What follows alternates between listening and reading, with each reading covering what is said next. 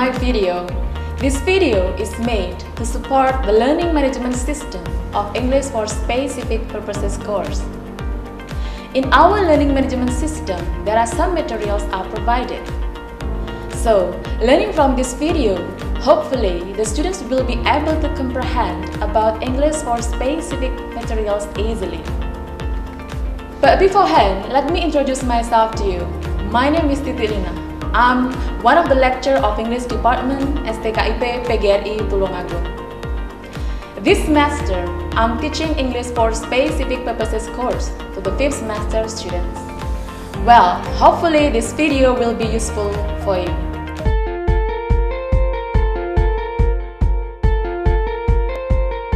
Take a look on our learning management system, especially for the students. There are some materials there actually, before we discuss more about ESP in this video. For the students, when you come to our learning management system, you will find some materials. The first is about the origin of ESP. You will get the materials there. The second, you will know about the development of ESP. The third, you also learn about ESP approach. The next, you will also learn about language description, theories of learning, and also needs analysis. Not only those kinds of materials, but also you can also learn about syllabus and materials development, methodology, and the rules for ESP teachers. To start discuss about ESP itself, I provided you two kinds of questions. The first is, what are the differences between English for general purposes and also English for specific purposes? Because those two terms are completely different. The second question is about what are the characteristics for English for specific purposes. Well, now let's start from English for general purposes. Most of us know that actually talking about general purposes, all of us learn about grammar, sentence, and language structures. It means that we are learning English generally, from the surface in this case.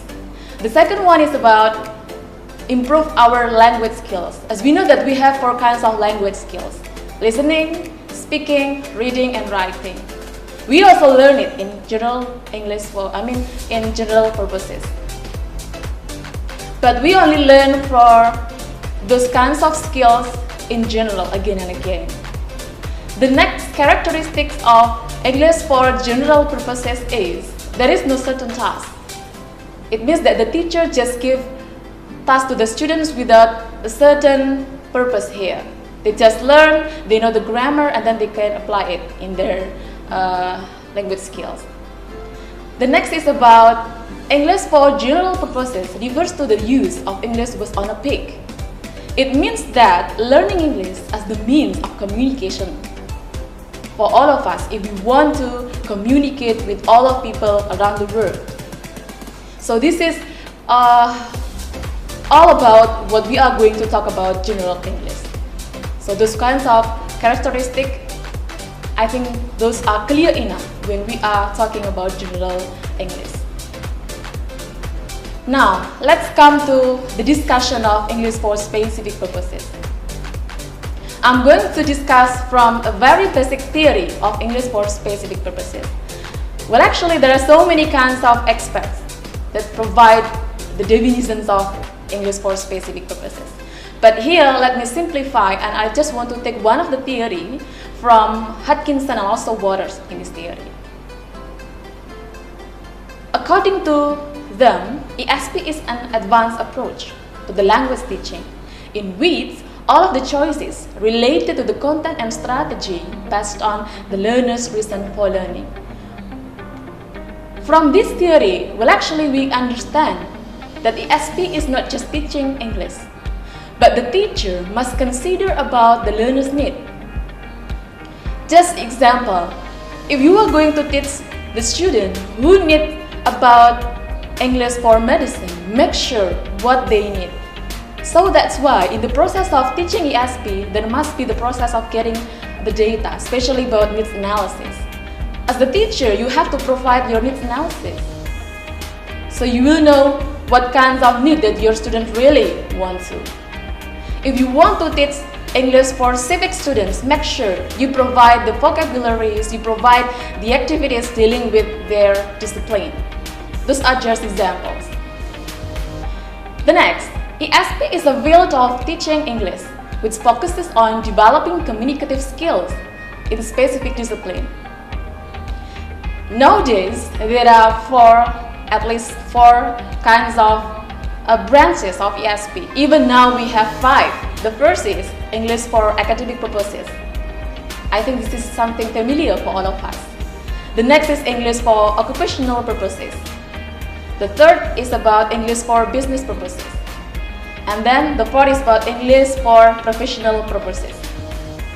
And the fifth is about English for vocational purposes. So, having this kinds of description, we know that inside of ESP, still so many branches that we are going to learn.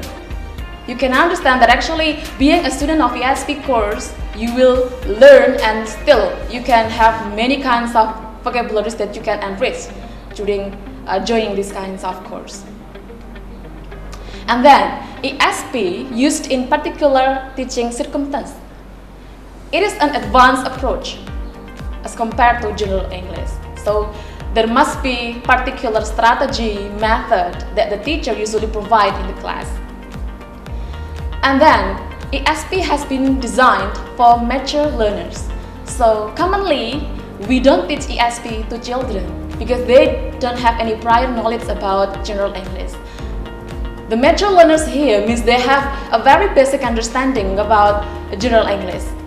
So having a very basic understanding, so it will be easier for the learners to get the information about English for specific purposes materials. So usually we teach English for specific purposes in expert work situation or at higher education. Well, try to coming back from the previous history about ESP itself. From the most 1960s, ESP has developed to turn into one of the most extending areas of EFL teaching. And then, the most vital distinction lies in the learners and their motivation for learning English. So I think from here, it has been clear enough. When we are going to teach ESP to the students, we have to know and get the data in detail about the learner's need in this case. And then, ESP students are generally adults who already have knowledge of the language. They study in the language in order to communicate a set of professional skills, as well as to perform specific occupation-related function. ESP also aims more on language in context than grammar and language structures. And then, ESP uses needs analysis to determine which language skills are most needed. Once more, needs analysis. I also tell you that as a teacher of English for specific purposes, you will get used to discussing or let's say preparing about needs analysis. In ESP, we also have the syllabus. The syllabus are designed based on the learner's need. So after getting the needs analysis, so we use it to, to formulate our syllabus. And in syllabus, of course, we will relate it to the materials. So before we come to the class, everything has been set. So you are ready to teach your students in this case. And then, this is something special for ESP teacher actually. Because as ESP teacher, you cannot just come to the class and then teach. The rule of you as ESP teacher, you have some roles in this case. The first is you have to be ready to be the designer. And then you have to be ready to be the collaborator. And then you have to be ready to be a researcher, even evaluator. So those kinds of roles, make sure that we are ready as ESP teacher. As ESP teacher, we also learn how to organize the courses, set the learning goals, and then set learning objectives, design and organize course materials, and the last, of course, in the last of the process, we also have the plan for the students' assessment, because assessment is very important part of teaching. So not only providing the syllabus, but also we have to provide what kinds of steps that we are going to apply to the students, especially about assessment in this case. So the point is, the main focus of ESP is how to teach English with a proper and easy method for specific goals. It doesn't emphasize on the language, but tries to highlight the needs of the learners once more. Obviously, in tourism, for example, your communication is really important. Let's say you are the students of tourism, for example. Your program is about tourism, so you will need English to communicate, right? So without communication skill, it is impossible for you to interact with others. And then, as the conclusion, we can try to describe some points here. The first, ESP is all based on the learner's requirement. The teacher is not the one who will decide the materials, but he or she must get the needs analysis from the student's need. The second, ESP has particular use of the vocabularies. If we are talking about civics, it will be different term when we are trying to compare to other discipline, for example. The next is about ESP use different tactics to accomplish its target. And the last is ESP is all about the learner's need goals oriented. So these kinds of points we can try to get as the conclusion of this video.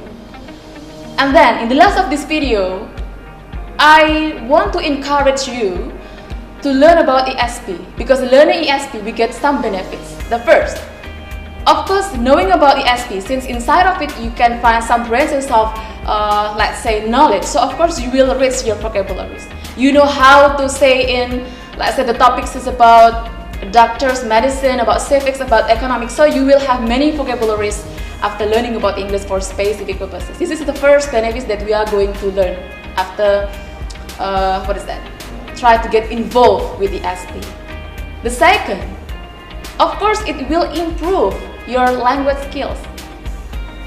As you can have your vocabulary enriched, of course, you can write better. You can speak even fluently, more fluently, because you have many things inside of your head.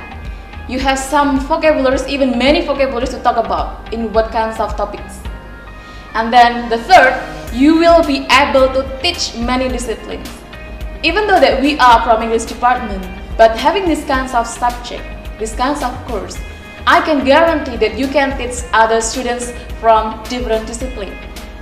So I think this third benefit is so important for us. The last is about improve our translation or interpreting skills. Yeah, this is a very important benefit, especially for the ones, or maybe for the students. Maybe you have a plan to be the translator or interpreter. So knowing about ESP or learning about ESP, it will help you to improve or even to master about translation and also interpreting skills. Well, actually this is the last of our discussion about English for specific purposes. I hope that you will learn many information from this video.